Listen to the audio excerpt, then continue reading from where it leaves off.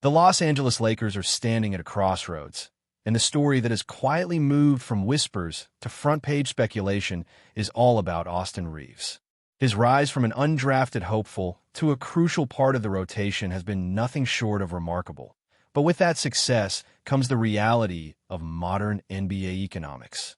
Every team has to juggle payroll, extensions, and the unforgiving rules of the collective bargaining agreement. And right now, the Lakers front office is facing exactly that kind of challenge. The future of Reeves in purple and gold is suddenly one of the hottest questions around the league. What makes this conversation so compelling is how layered it is. At its heart, it is not simply about whether Reeves is good enough to stay. Everyone has seen his ability to make plays under pressure, to move without the ball, to give LeBron James and Anthony Davis the kind of reliable support that doesn't disrupt rhythm. The bigger issue is whether his price tag is the right fit inside the Lakers' long-term equation. In a salary cap system, once a guard pushes into the range of $35 or even $40 million per season, the entire roster structure shifts.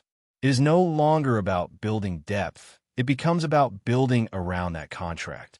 Every mid-tier signing gets harder. Every trade deadline becomes tighter. One wrong move leaves the team cornered when it matters most. For the Lakers, this is amplified by the championship window. LeBron is still playing at an elite level, but time is not waiting. Davis has stretches of dominance where he looks like the most complete big in basketball, but durability and consistency are constant storylines. The organization has to maximize the next 2 to 3 years, and that means every roster decision is a piece of postseason calculus.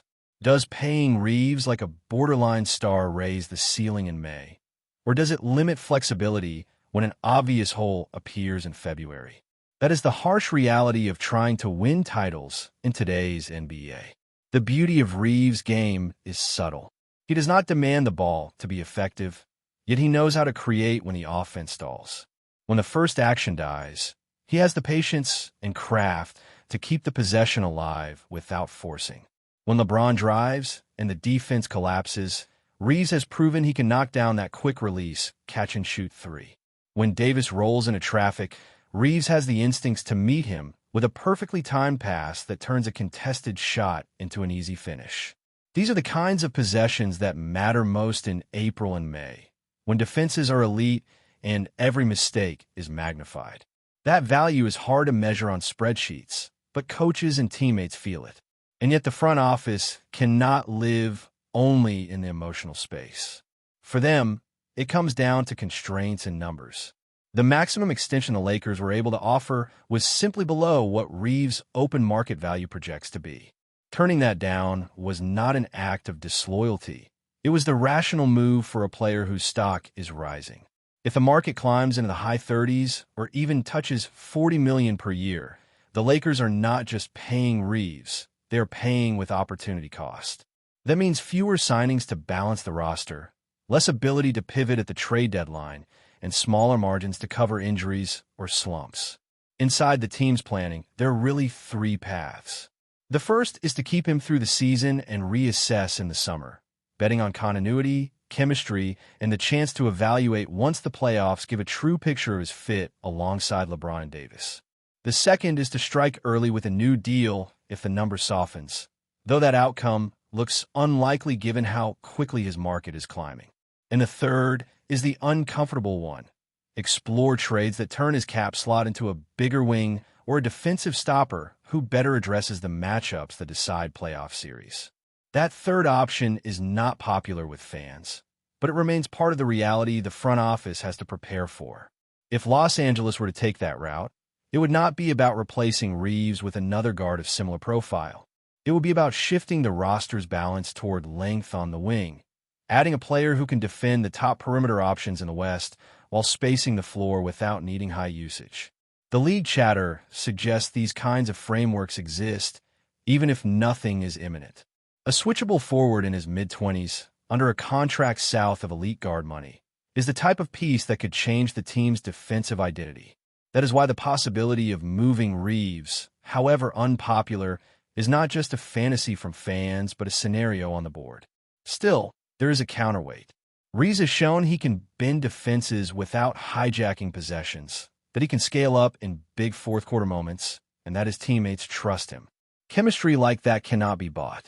Coaches see how quickly the ball moves when he is on the floor, how his timing creates a rhythm that stars thrive in. In many ways, he is the definition of a multiplier. His presence makes everyone else more effective. Duplication is expensive, but multiplication is worth paying for. That's why some in the building are strongly against the idea of trading him at all. The coaching layer is also critical. The Lakers system under their new staff emphasizes half-second decisions. Catch, decide, move.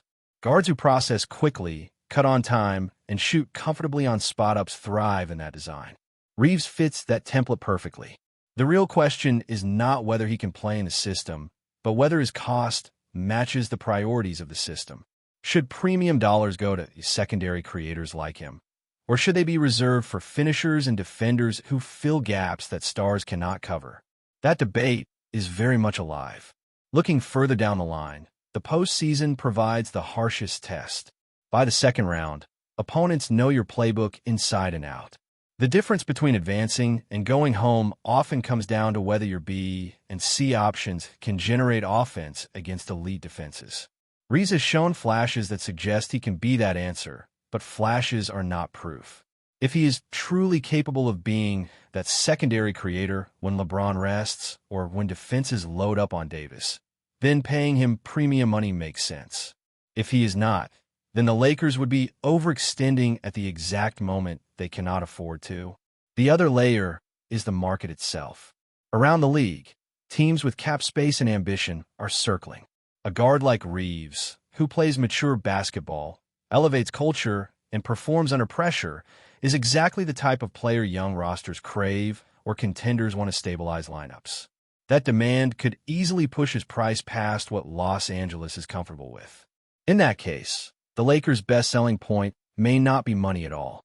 It might be role clarity, the promise of playing in big games under bright lights, and the commitment that he will have the ball in his hands when it matters. Sometimes that's enough. Sometimes it isn't. What is fact right now is straightforward. Reeves declined the extension Los Angeles could legally offer, and multiple reliable voices project his next deal in the $35 to $40 million range. This is the kind of storyline that captures the tension of NBA team building. On one side is the heart, the undrafted player who turned himself into a national spotlight performer, the chemistry piece fans love, the guard who makes stars better. On the other side is the ledger, the balance sheets, the cap math, the scarcity of roster spots and dollars. The Lakers are chasing a title with LeBron and Davis, and in that chase, every decision carries weight.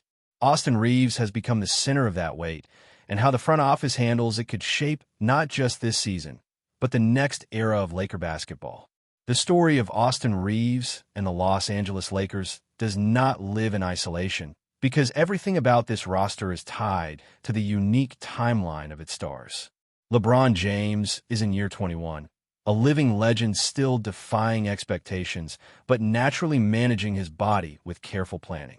Anthony Davis remains the defensive anchor and versatile big who can swing any series when healthy and fully engaged.